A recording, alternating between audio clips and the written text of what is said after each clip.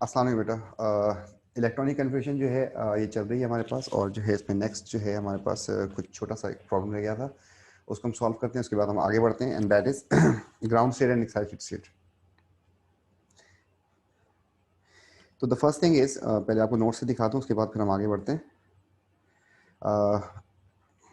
Ground state confusion, देखिए यहाँ पे स्टेबल का भी वर्ड आ ही गया, चलो दिखा देते हैं आपको। स्टेबल कन्फ्यूगेशन, देखिए कन्फ्यूजन जब हम लिखते हैं तो जो रूल है नॉर्मली वो लिखते हैं हम लोग। उसमें मामला ये होता है कि अगर ये कहते हैं कि हाफ फिल्ड पी हो जाए या फिर डी हो जाए। देखिए पी में आपके पास 3 बॉक्सेस होते हैं, जबकि डी में आपके पास 5 बॉक्सेस होते हैं। इसको अगर आपने हाफ फिल्ड करना है तो आपके पास टोटल 6 की कैपेसिटी होती है। आपने एक इलेक्ट्रॉन इसमें रखा, एक इसमें रखा और एक इसमें रखा, तो दिस बिकम हाफ फिल्ड।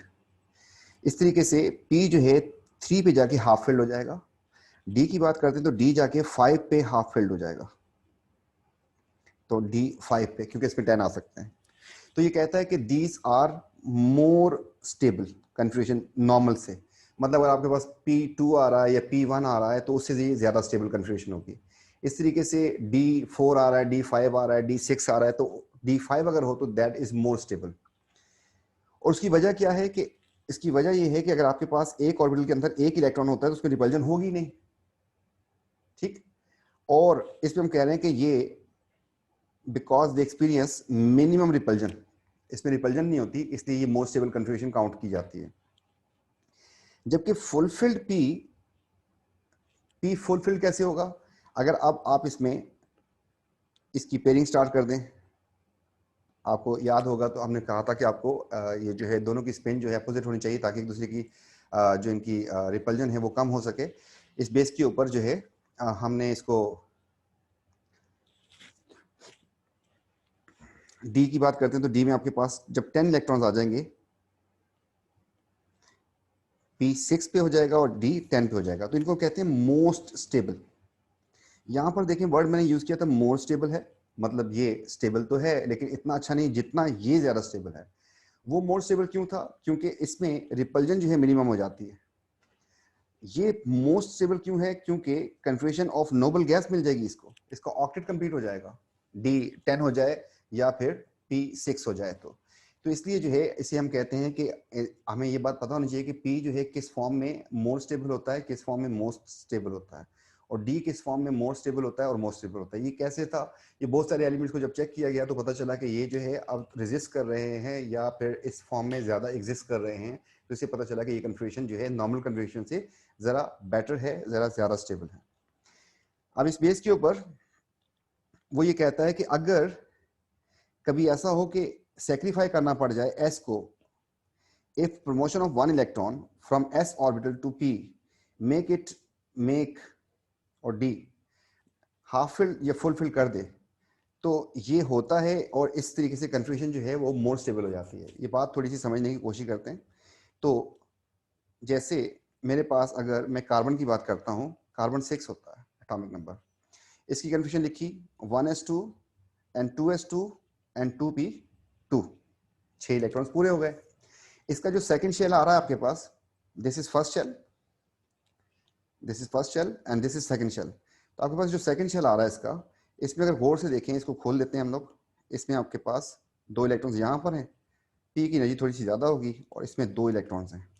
ये कहते हैं कि इस फॉर्म में this is not stable, P stable नहीं है क्योंकि हाफ फिल्ड नहीं हो रहा। तो ये कहते हैं कि 2 क्वांटम नंबर है इनका, क्वांटम नंबर जो है इनके दोनों के 2 हैं, तो ये एक ही शेल का मामला है। तो होता यह है कि अगर ये इलेक्ट्रॉन यहां से प्रमोट होके इसमें आ जाए तो एस ये सेक्रीफाई करने के लिए रेडी होता है, और यही कार्बन जो है 6 होके बन जाएगा 1s2, 2s1 हो जाएगा और 2p3 हो जाएगा। मतलब यहां पर आपके पास एक इलेक्ट्रॉन इसमें रह जाएगा और आपके पास 3 इलेक्ट्रॉन्स जो हैं इसमें आ जाएंगे। तो इस तरीके से ये जब पॉसिबल हो जाता है, ये promotion of electron from S to P possible हो जाता है। और इस जो हम नॉर्मल लिखते हैं इसको हम कहते हैं ग्राउंड स्टेट कन्फ्यूजन, जो मैंने पहले लिखी थी, जैसे लिखना सिखाया आपको, this is known as ground state.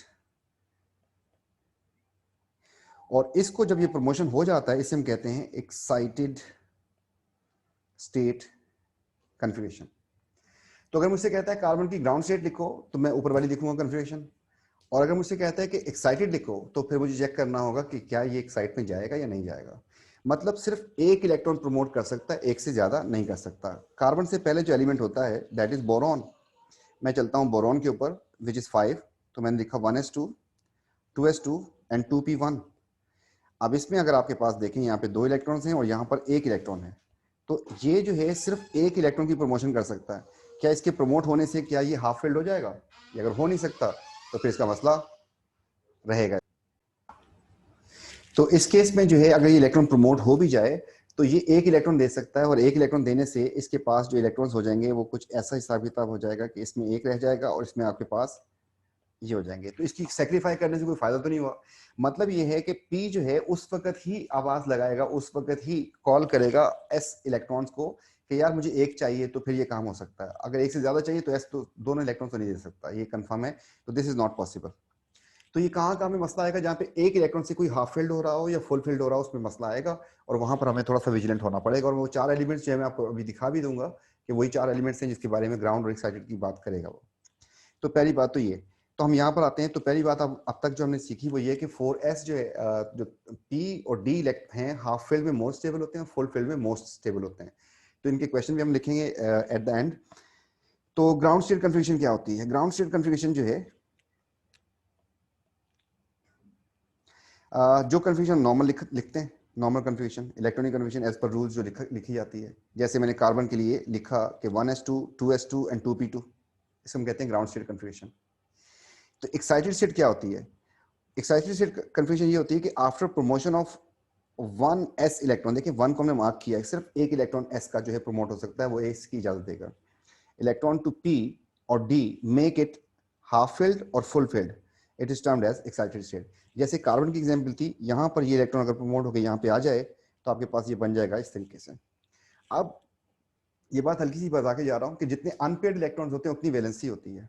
तो इस केस में देखें इसमें वैलेंसी कितनी बन रही है, ये पेयर्ड है, ये पेयर्ड है, हमारे पास 2 अनपेयर्ड है, इसलिए इसकी इस वक्त की कार्बन की वैलेंसी 2 बन रही है। और 2 वैलेंसी में हमने कंपाउंड इसका देखा है कार्बन मोनोऑक्साइड, क्योंकि ऑक्सीजन में -2 होता है इसमें +2 हो जाएगा। लेकिन आपने कार्बन को ज्यादातर किस फॉर्म में देखा है? 4 वैलेंसी में देखा है। क्यों होती 4 वैलेंसी? इसी वजह से कि ये इलेक्ट्रॉन अगर यहाँ से प्रमोट होकर यहाँ आ जाएगा तो ये कंफ्यूजन बन जाएगी। इसमें आपके पास हाउ मेनी अनपेयर्ड इलेक्ट्रॉन्स? 4। तो आपके पास नॉर्मली 4 वैलेंसी मिलता है। CH4 में अगर देखें वैलेंसी 4 होती है,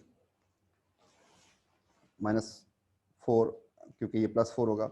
इस तरीके से अगर आप कार्बन डाइऑक्साइड की बात करते हैं तो इसकी वजह से -4 हो जाएगा, इसके ऊपर +4 होगा। तो आपने मैक्सिमम कार्बन को 4 में देखा, और हमने आपको वैलेंसी जब इसकी सिखाई थी तो 4 ही बताई थी आपको। और उसकी वजह जो है वो ये कि ये एक्साइटेड स्टेट में रहता है, और ये इस बात का प्रूफ भी है कि कार्बन की वैलेंसी 4 क्यों है। कार्बन की वैलेंसी 4 इंडिकेट करती है कि इसकी जो ये कन्फ्यूजन जो है ज्यादा स्टेबल है।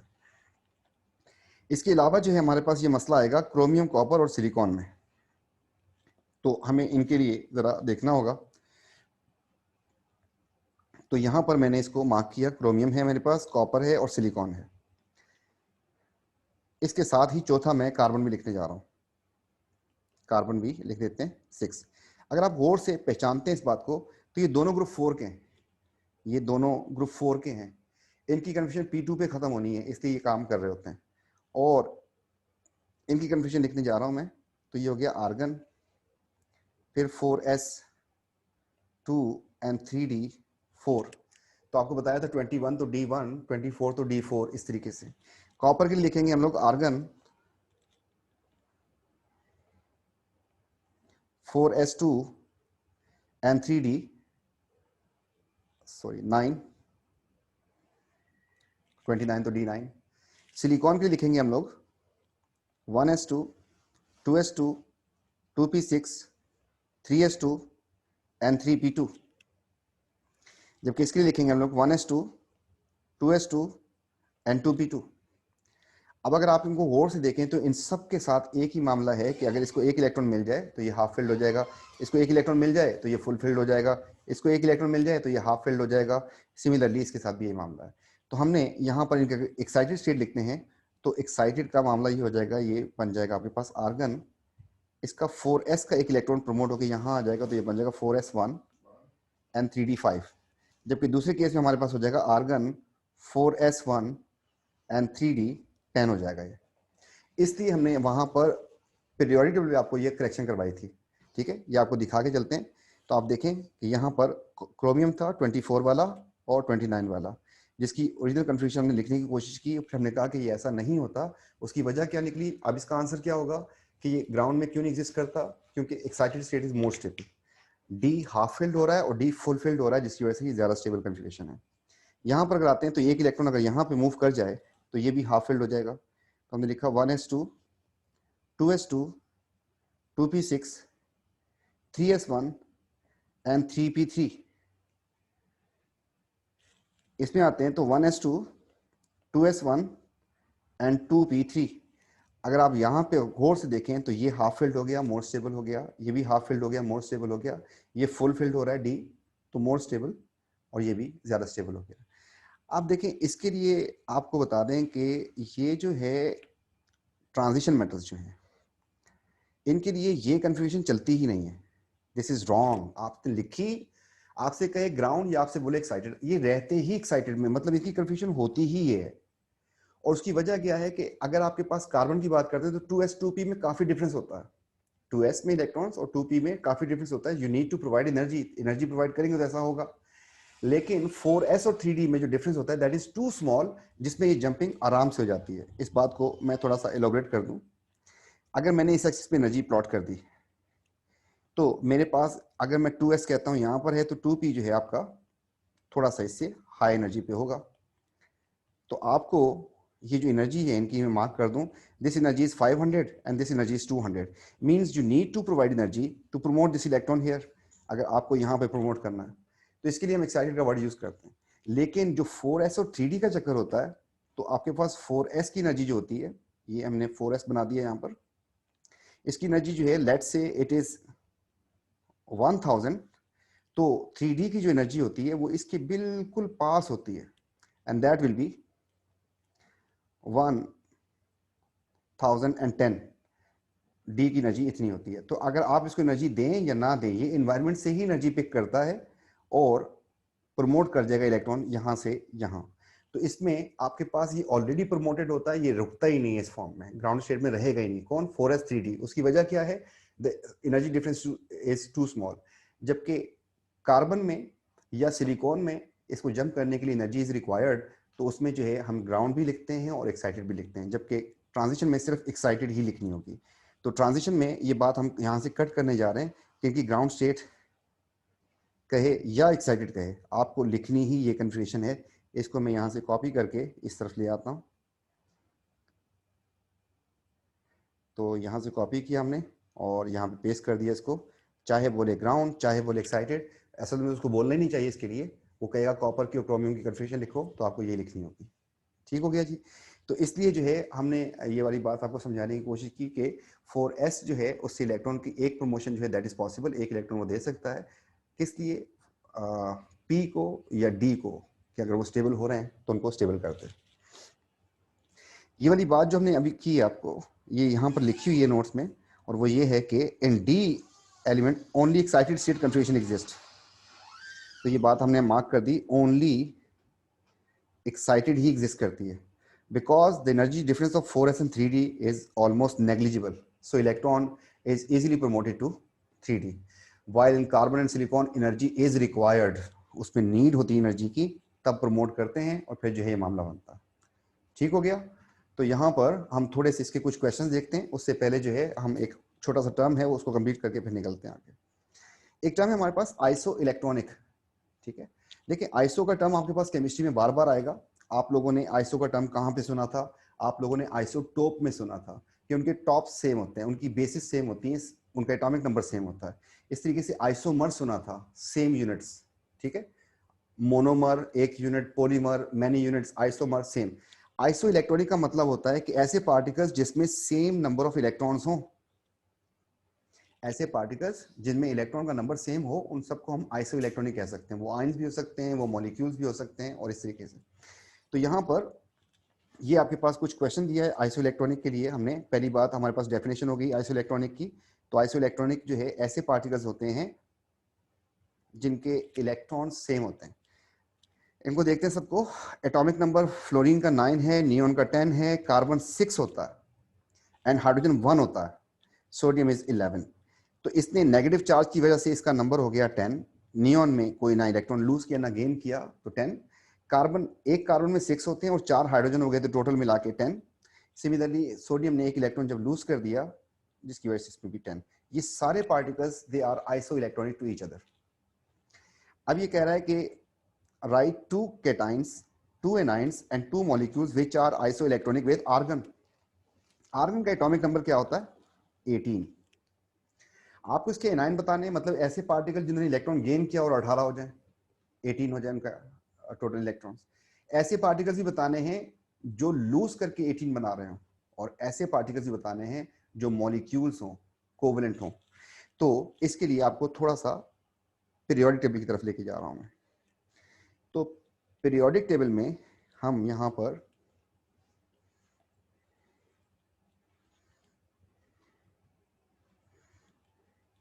एटीन बोला था, तो 18 को जाके मैंने मार्क कर दिया, ये रहा बेटा 18। देखें ये सारे एलिमेंट्स चाहते क्या है? नोबल गैस जैसा बनना चाहते हैं। अगर ये नोबल गैस जैसा बनना चाहते हैं तो अगर आप इनके सबके इलेक्ट्रॉन्स काउंट करने की कोशिश करें, इसके पास 17 है, इसके पास 16 है, इसके पास 15 है। जिसके पास 15 है ये 3 गेन करेगा, प्लस 3 इलेक्ट्रॉन गेन करेगा, ये प्लस 2 इलेक्ट्रॉन गेन करेगा, ये प्लस 1 इलेक्ट्रॉन गेन करेगा। इसलिए ये आपके पास, अगर मैं लिखूं Cl नेगेटिव, फिर मैं लिखूं सल्फाइड -2 एंड फिर लिखूं फॉस्फाइड -3, इन सब में 18 इलेक्ट्रॉन्स हो गए। अगर आपसे कहता है एनाइन, तो शॉर्टकट क्या निकला? आप इसके पीछे वाले उठाएं और इसके सारे आयंस बना के लिख दें। तो उसने 2 बोला, मैंने 3 बता दिया आपको। इस तरीके से जो इसके बाद वाले आएंगे, 18 के बाद आपके पास जो नंबर आते हैं दैट इज 19, 20, 21 भी आता है। तो इनमें से लूज करवा दें। मतलब अगर आपको केटाइन बनाने हैं, आपके पास अगर ये 19 थे तो ये एक लूज कर दे, ये 2 लूज कर दे, जिसकी वजह से आपके पास पोटेशियम +1 हो जाएगा और कैल्शियम +2 हो जाएगा। और इनका एटॉमिक नंबर 19 एंड 20 होता है, तो इसमें भी 18 इलेक्ट्रॉन्स रह जाएंगे, इसमें भी 18 इलेक्ट्रॉन्स हो जाएंगे। तो इस तरीके से आपके पास सिमिलरली इसमें जो हमने किया, तो ये हमारे पास था 15, इट वॉज 16, इट वॉज 17, तो इसमें भी 18 इलेक्ट्रॉन्स हो गए, इसमें भी 18 और इसमें भी 18 इलेक्ट्रॉन्स हो गए। तो हमने केटाइन बनाने हो तो हम उस नोबल गैस से पीछे जाएंगे। जो भी एलिमेंट बोलता है, जो भी कंपाउंड बोलता है, जो भी पार्टिकल बोलता है, बोलता है इसका आइसो इलेक्ट्रॉनिक लिखो। आप जाके चेक करें, कोई भी मॉलिक्यूल होगा, कोई भी आयन होगा, उसकी इलेक्ट्रॉनिक कन्फिग्रेशन जो है वो नोबल गैस जैसी होगी। उस नोबल गैस से पीछे वाले जो है उनको इलेक्ट्रॉन दे के एनायन बना लें, और अगर पॉजिटिव वाले बनाने तो उसके आगे वाले जो है उनमें से इलेक्ट्रॉन लूज करके केटाइन बना लें। आखिरी चीज जो है उसने मॉलिक्यूल बोला था, इसने मॉलिक्यूल भी बोला हुआ। तो मॉलिक्यूल के लिए अब आपको देखना है, एक हमारे पास एक ऐसा एटम है जो एक इलेक्ट्रॉन प्रोवाइड करता है, एक इलेक्ट्रॉन प्रोवाइड करता है, एंड दैट इज हाइड्रोजन। आप किसी भी चीज से जोड़ना शुरू कर दें तो आपके पास 18 पूरे होने शुरू हो जाएंगे। तो अब इसके केटाइन बोले थे उसने, तो हमने जाके जब आर्गन को मार्क किया, आर्गन के पीछे जो था हमारे पास क्लोरीन था, उससे पीछे सल्फर था, उससे पीछे हमारे पास फास्फोरस था। इस तरीके से आर्गन के बाद हमारे पास आ गया था potassium and calcium and scandium भी आ रहा था। ये 18 थे, कंसेक्यूटिव ऑर्डर है। तो इसको मैंने एनाइन में लिख दिया P-3, S-2 and Cl-1, A9 हो गए। केटाइन बोला तो मैंने लिखा potassium +1, calcium 2 positive and scandium +3, क्योंकि वो 21 हो रहा था हमारे पास। एनाइन मॉलिक्यूल की बात आ रही है, तो मॉलिक्यूल के लिए आपने करना ये है कि 18 पूरे करने के लिए आप जो है उसमें से कोई एक एलिमेंट उठा लें और हाइड्रोजन जोड़ना शुरू कर दें, हाइड्रोजन लगाना शुरू कर दें, तो आपके पास ये काम हो जाएगा। तो ये ज़रा गौर से देखिएगा। तो ये जो जितने भी पीछे वाले हैं इसके, ये मॉलिक्यूल बनाने जा रहा हूँ, एंड दैट इज ट्रिकी थोड़ा सा, इसी में बच्चों को थोड़ा सा मसला हो सकता है। तो आपने क्या करना है, इन सब के साथ H लगा दें। आपको पता है इसको एक इलेक्ट्रॉन चाहिए, ये HCl बन जाएगा। देखें 17 इसके, एक हाइड्रोजन का, 18 पूरे हो गए। इसके साथ आपको 2 H लगाने पड़ेंगे, इसके साथ आपको 3 लगाने पड़ेंगे, और इसके साथ आपको 4 लगाने पड़ेंगे। आपके पास मॉलिक्यूल्स बनते जा रहे हैं। और अगर मैं फॉर एग्जांपल आपसे कहता सिलिकॉन एंड हाइड्रोजन का फार्मूला लिखो, सिलिकॉन हाइड्राइड का, सिलिकॉन ग्रुप 4 का वैलेंसी 4 हो गई, हाइड्रोजन ग्रुप 1 का वैलेंसी 1 हो गई। इनको अगर क्रॉस मल्टीप्लाई करें तो हमारे पास फार्मूला भी यही बनेगा SiH4। तो जो कह रहे हैं वही है। सिमिलरली हमारे पास सल्फर जो है ग्रुप 6 का वैलेंसी 2, हाइड्रोजन ग्रुप 1 का वैलेंसी 1, तो इनका फार्मूला बनेगा ही H2S। तो जो लिखे हैं फार्मूले वो हैं ही ऐसे। इस तरीके से अगर आपसे कहता है 10 वाले लिखो तो आप इसके साथ लगाना शुरू कर देते, इसके साथ 1 आएगा, इसके साथ 2 आएंगे, इसके साथ 3 आएंगे, इसके साथ 4 आएंगे, 10 बनते जाएंगे। तो वापस क्वेश्चन पे आते हैं। तो मॉलिक्यूल बनाना था तो हमने यहां पर उठाया जिनको चाहिए था इलेक्ट्रॉन। एक Cl था, एक सल्फर था, एक फास्फोरस था। एटॉमिक नंबर 17, 16 एंड 15 एंड आगे सिलिकॉन भी लिख दिया मैंने जो कि 14 है। इन सब के साथ हाइड्रोजन लगा दें, आएंगे ऑटोमेटिकली उतने।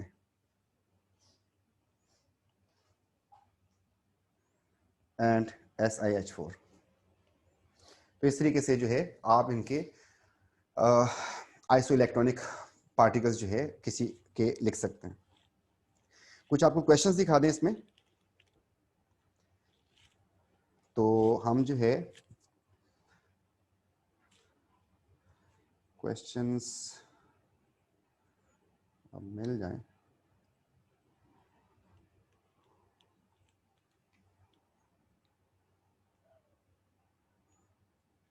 फिजिकल केमिस्ट्री जी।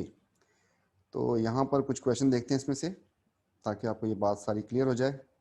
और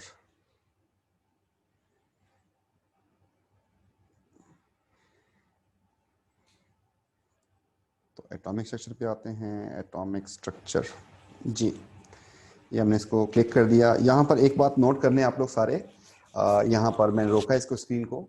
तो हमारे पास MSQs भी आते हैं। देखिए MCQ का मतलब होता है multiple choice question. Multiple choice question को MCQ कहते हैं, और MSQ का मतलब होता है multiple statement question, multi statement question.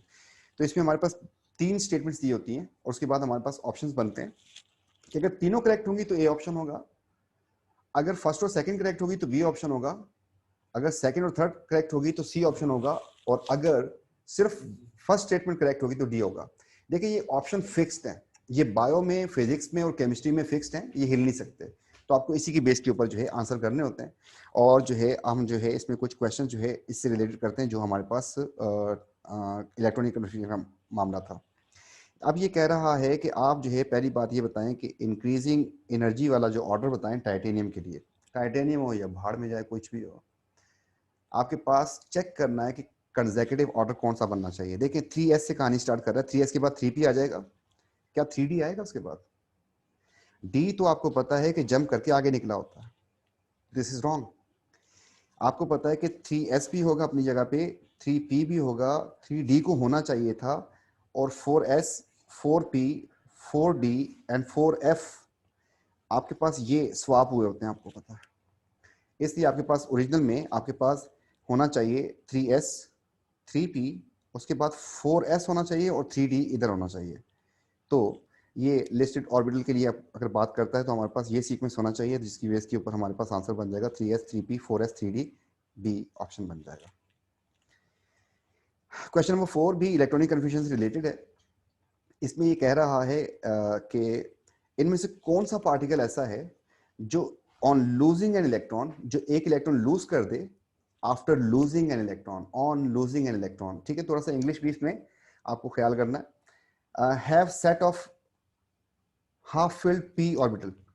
बेटा पहली बात तो ये समझने कि हाफ फिल्ड p होगा कब, जब वो p3 हो जाएगा तभी हाफ फिल्ड होगा। किस वक्त? लूज करने के बाद, आफ्टर लूजिंग। ऑन लूजिंग का मतलब हो गया आफ्टर लूजिंग। कितने इलेक्ट्रॉन लूज करवाने?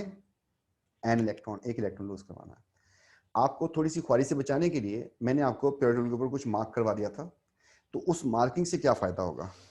इसको जाके चेक किया आपने, कार्बन को ग्रुप 4 का p2 लिख दिया आपने, ये ग्रुप 5 का है तो p3 लिख दिया, ये b5 का p3 लिख दिया, और ये ग्रुप 6 का है तो p4 लिख दिया। जो मैंने आपको ऊपर ग्रुप्स के ऊपर S1 S2 लिखवाया था आपको, S ब्लॉक, P ब्लॉक। अब इसको आपने सेट करना है किसके लिहाज से? इनके चार्जेस के हिसाब से, चार्जेस के हिसाब से, चार्जेस और चार्जेस।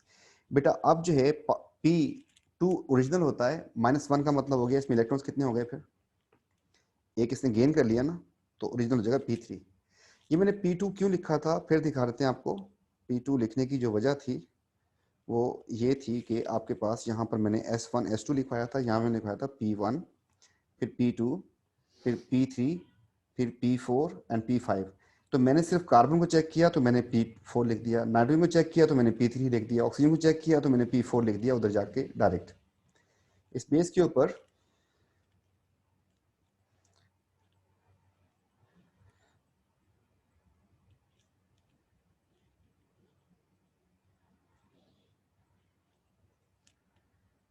फिजिकल केमिस्ट्री जी। तो अब जो इसने गेन कर लिया तो ऐसा हो गया, जबकि ये ऑलरेडी P3 है और ये हो जाएगा आपके पास P4, जबकि ये एक लूज करने के बाद आपके पास बन जाएगा P3। अब ये सारे जो हमारे पास पार्टिकल्स ये थे सबकी कन्फर्मेशन मैंने लिख दी है। इनमें से कौन है जो एक लूज करे और हाफ फिल्ड हो जाए? देखें ये ऑलरेडी हाफ फिल्ड हैं तीनों, ये जो पार्टिकल्स हैं तीनों ऑलरेडी हाफ फिल्ड हैं, ये वाला भी, ये वाला भी, ये वाला भी। तो ये ऑलरेडी हाफ फिल्ड हैं। बस ये एक पार्टिकल ऐसा है जो एक लूज कर देगा, -1 कर दे तो आपके पास P3 हो जाएगा जो कि हाफ फिल्ड हो रहा है। ठीक है, तो इसका ऑप्शन बन जाएगा हमारे पास सी, ऑन लूजिंग एन इलेक्ट्रॉन। इस तरीके से कुछ और देखते हैं, थोड़ी बहुत कंफ्यूजन का मामला एक और आ गया हमारे पास। तो इस केस में इलेक्ट्रॉनिक कंफ्यूजन जो है वो कह रहा है कि आप जो है गैलियम नाइट्राइड, एक कंपाउंड होता होगा गैलियम नाइट्राइड, और इसमें जो है गैलियम के ऊपर चार्ज +3 है और इसका फार्मूला आपके सामने डिस्प्लेड है, मैंने लिख दिया गैलियम नाइट्राइड। नेट चार्ज आपको पता है 0, आपको वैसे भी पता है नाइट्रोजन के ऊपर -3 होता है और इसको हम IDE का टर्म यूज करते हैं जब हम किसी एनाइन की बात करते हैं। तो आपने करना क्या होता है, जैसे हम कहते हैं ऑक्साइड, सल्फाइड, नाइट्राइड, तो यहाँ पर सिर्फ आपको नाइट्राइड लिखना है। तो इसका चार्ज -3 होता है, और नहीं पता तब भी निकाल सकते हैं क्योंकि अगर +3 तो वो -3। उठाएं साइड पे करें, नाइट्रोजन को 7 होता है इसका एटॉमिक नंबर, जो आपको जाके पता चल जाएगा पीरियोडिक टेबल से, और -3 इसका चार्ज। तो टोटल इलेक्ट्रॉन्स कितने बन गए इसमें? 7 ऑलरेडी, 3 गेन कर लिए, टोटल हो गए 10। 10 का मतलब हो गया 1s2, 2s2, 2p6। ठीक, इस तरीके से एक दो और देख लेते हैं कन्फिग्रेशन से रिलेटेड।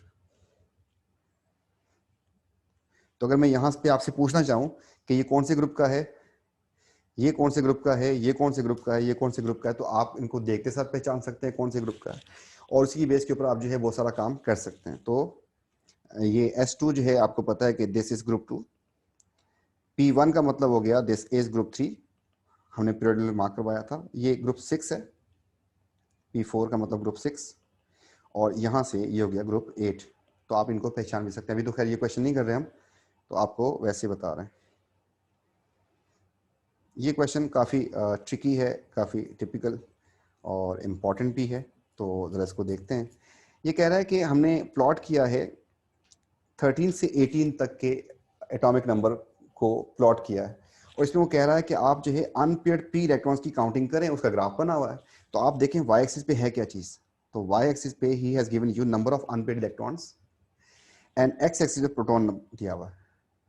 अब जाएंगे आप पीरियड पे, और पीरियड में अगर ढूंढेंगे तो 13 जो है एल्यूमिनियम होता है जो कि ग्रुप 3 का है, तो आप जाके वहां से इसका जो हमने आपको करवाई थी वो शीट अपने पास रखें, उसकी प्रैक्टिस आपकी बहुत आसानी से हो सकती है। तो दिस इज एक्चुअली P1। जब इसको चेक किया दिस इज P2 और P3 and P4 and P5 and P6। 18 जो है ग्रुप 8 का है, P6 आपको जाके वहां से आराम से पता चल जाएगा। और इस तरीके से ये चाह क्या रहा है, ये कह रहा है कि अनपेड इलेक्ट्रॉन्स कितने होंगे। इस तरीके से हमने यहाँ पर मार्क कर दिया अनपेड इलेक्ट्रॉन्स 1 एंड फिर 2 और फिर 3 और फिर 4 और फिर 5 और फिर 6 कर देते हैं पूरे। पी में 6 इलेक्ट्रॉन्स आ सकते हैं, तो 1 लिखा, फिर 2 लिखा, फिर 3, फिर 4, फिर 5, फिर 6। इसका ग्राफ एक्चुअली होना कैसा चाहिए, देखें P1 में अगर ये P1 है, इसमें हाफ क्या कहते हैं इसमें अनपेड इलेक्ट्रॉन्स कितने हैं, तो इसमें जो अनपेड इलेक्ट्रॉन्स हैं वो 1 है, तो आपने 1 पे इसको क्लिक कर दिया। P2 में 2 अनपेड होते हैं, आपने यहाँ पे क्रॉस लगा दिया एक। P3 में 3 अनपेड होते हैं, तो आपने यहाँ पे क्रॉस लगा दिया। जैसे ही बेटा P4 करेंगे तो कितने अनपेड रह गए इसमें, तो इसमें just we have now 2 unpaired. तो इसका मतलब जैसे ही हम P4 पे जाएंगे तो हमें आना पड़ेगा इधर इसमें 2 अनपेयर्ड है। P5 में जाएंगे तो फिर 1 अनपेयर्ड हो गया। P6 में जाएंगे तो 0 अनपेयर्ड हो गया। तो आपका ग्राफ की जो शेप है that should be this way, ऐसी होनी चाहिए। तो इनमें से कौन सा ग्राफ ऐसा है, आप इसको आराम से पहचान सकते हैं। तो option is D is a correct answer.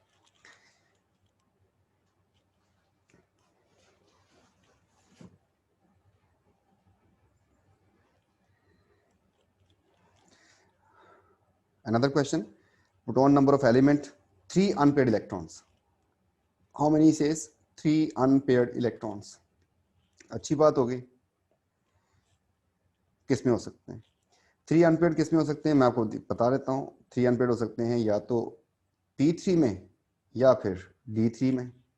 P3 का मतलब हो गया ग्रुप 5 और D3 का मतलब ट्रांजिशन एलिमेंट होगा कोई। तो इसको जाके चेक करते हैं। जब इसको जाके चेक किया जो ग्रुप 3 है,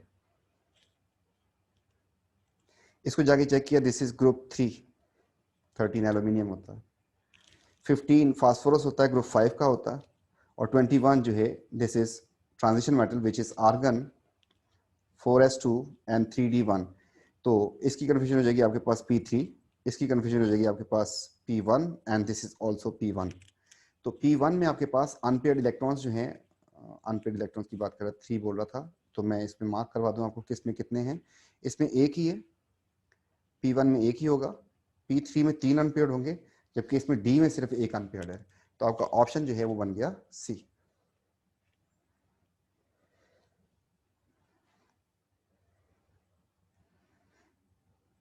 तो इलेक्ट्रॉनिक कन्फ्यूजन से रिलेटेड जो क्वेश्चन थे वो हमने करवाने की कोशिश करी अभी, और फिर जो है इंशाल्लाह इसको हम नेक्स्ट क्लास में जो है कंटिन्यू करेंगे। तो यहाँ पे इसको ब्रेक करते हैं क्लास को, और फिर जो है नेक्स्ट क्लास में इसको कंटिन्यू करेंगे। थैंक यू बेटा, टेक केयर, अल्लाह हाफिज़।